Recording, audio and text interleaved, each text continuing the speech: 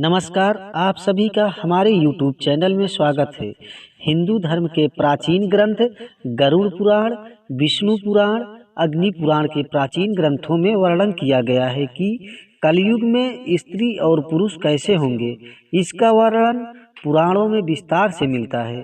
आज का मनुष्य यदि इन ग्रंथों में किए हुए कलयुग का वर्णन पढ़ेगा तो कलयुग का वर्णन भगवान श्री कृष्ण ने हजारों वर्ष पहले किया है। यदि आज के इस समय में देखेंगे तो एक एक शब्द सच साबित हो रहा है। जैसा कलयुग के बारे में कहा गया है कि वह पूरा का पूरा सच है, और स्त्रियों के विषय में जो भी इस पुराण में बातें कही गई हैं उनका एक एक बातें सच होता दिखाई दे रहा है। आज हम आपको भगवान श्री कृष्ण द्वारा वर्णित कलयुग के बारे में बताने जा रहे हैं। गरुड़ जी द्वारा पूछे जाने पर भगवान श्री कृष्ण ने उन्हें कलयुग के भयावता का वर्णन किया है। श्री कृष्ण जी कहते हैं, सतयुग, त्रेता युग, द्वापर युग और कलयुग, ये 4 युग हैं। इन चारों युगों में कलयुग सबसे छोटा और सबसे भयंकर है। कलयुग ही सबसे भयंकर और दुखदायक है। कलयुग में पाप जब उसके अंतिम चरण पर होगा और धर्म का संपूर्ण नाश हो जाएगा, और तभी भयंकर प्रलय से इस सृष्टि का विनाश होगा। भगवान श्री कृष्ण जी ने बताया है कि कलयुग में स्त्री और पुरुष कैसे होंगे, उनके कर्म कैसे होंगे, उनका व्यवहार और उनका स्वभाव कैसा होगा, इसके बारे में बताया है। आइए आपको संक्षिप्त में बताते हैं। पुराणों में कलयुग का वर्णन इस प्रकार से किया है। सबसे पहली बात, बलवान पुरुष ही सबका स्वामी होगा। गरुड़ पुराण के अनुसार चाहे वह किसी कुल में जन्मा ही क्यों हो, जो बलवान होगा वही सबका स्वामी होगा। वह सभी वर्णों से कन्या ग्रहण करेगा।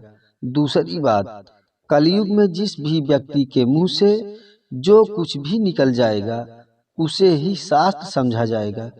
कलयुग में ढोंग और पाखंड उसके अंतिम चरण पर होगा। मनुष्य पिशाच, दानव, मुर्दे, मसान, जिन्न, ढोंगियों की पूजा करेंगे, उन्हें ही देवता मानेंगे। उन ढोंगियों को देवताओं से ऊपर स्थान दिया जाएगा, अथवा उन्हें देवताओं का अवतार मानकर उनकी पूजा की जाएगी। तीसरी बात, कलयुग में उपवास, दान, धर्म, व्रत, तप, हवन आदि प्रकार के कार्य लोग अपनी इच्छा के अनुसार कार्य करेंगे। कोई भी विधि का पालन नहीं करेगा। उपवास एवं व्रत में लोग किसी भी चीज का सेवन करेंगे। चौथी बात, कलयुग में थोड़ा सा ही धन प्राप्त करने पर लोगों को धनवान होने पर गर्व हो जाएगा। मनुष्य धन होने पर धन का उपयोग दिखावे के लिए करेगा। हर कोई स्वयं को धनवान दिखाने में लगा रहेगा। पांचवी बात, जो पति धनवान होगा अथवा जिसके पास पैसा नहीं होगा उस पति को स्त्रियां छोड़ देंगी, और कलयुग में धनवान पुरुष ही स्त्रियों का पति होगा। जो मनुष्य अधिक धन कमाएगा और अधिक संपत्ति, बंगला होगा, गाड़ी होगा, बलवान होगा, वही स्त्रियों का स्वामी होगा।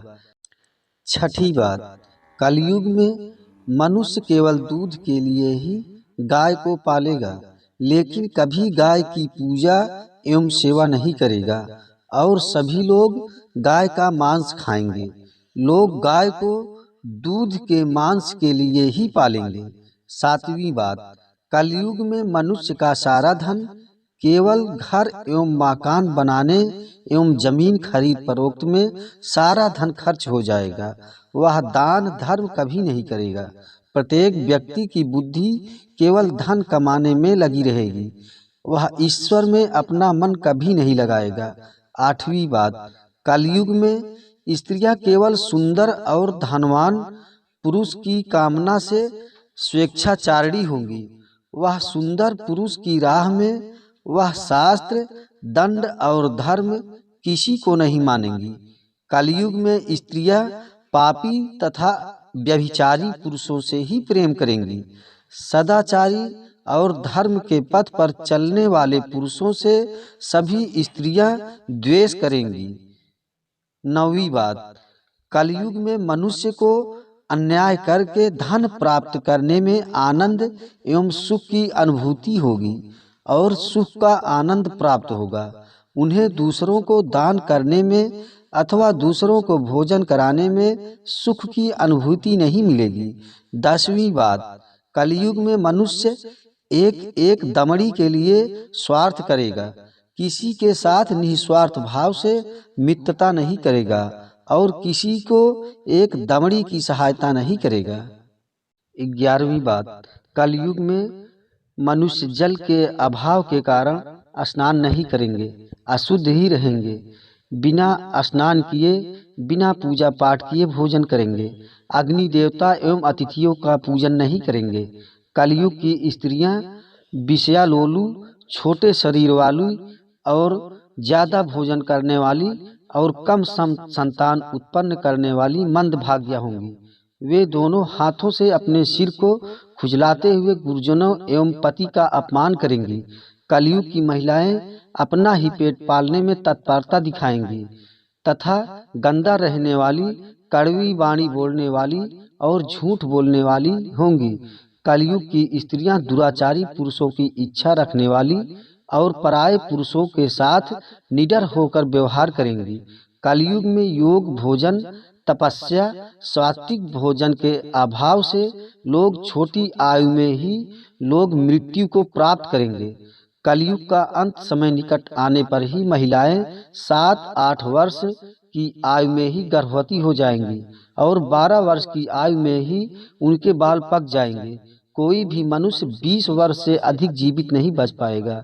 जब बल पौरुष होने लगेगा, सभी खेत अनाज उत्पन्न नहीं कर पाएंगे। सूर्य अधिक तप्त और उष्ण होंगे। सभी फल रस से रहित होगा और हर तरफ केवल समी के पेड़ ही दिखाई देंगे। कलयुग का अंत समय आने पर वृक्ष फल देना बंद कर देंगे, अन्न नहीं पैदा होगा और फलों में रस भी उत्पन्न नहीं होगा। मनुष्य भूख और प्यास से मरने लगेगा। मनुष्य को केवल बकरियों का दूध ही उत्पन्न होगा। जब कलयुग का अंत होने वाला होगा, तब भगवान विष्णु सूर्य की किरणों में विराजमान होकर पृथ्वी का संपूर्ण जल सोख लेंगे।